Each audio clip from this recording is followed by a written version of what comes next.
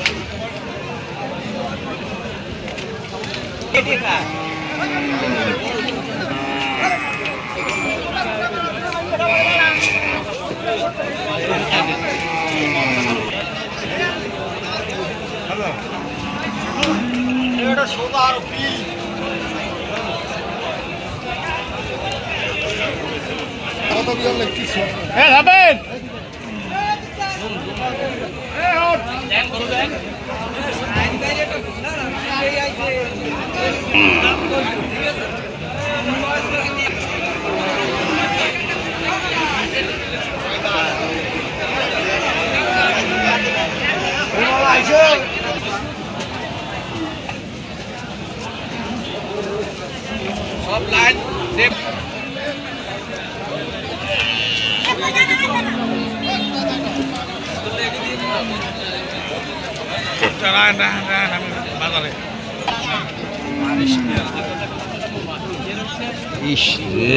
করতে করতে এদের রিজিক আল্লাহ।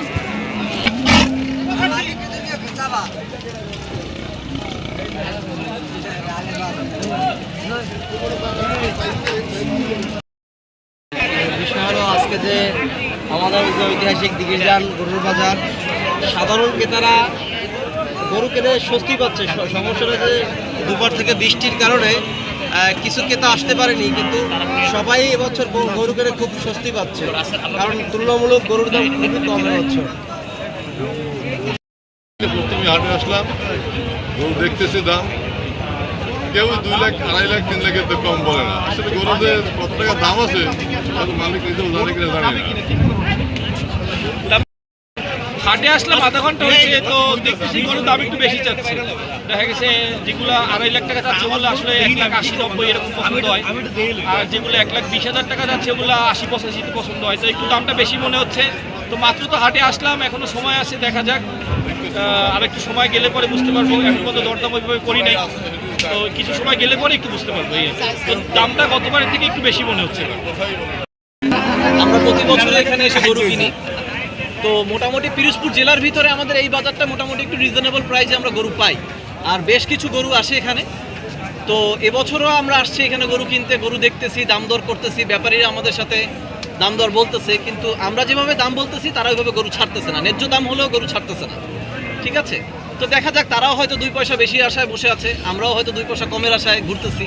তো এভাবে যদি হয়ে যায় ইনশাল্লাহ আমরা আমাদের গরু নিয়ে যেতে পারবো কোরবানির উদ্দেশ্যে। ধন্যবাদ।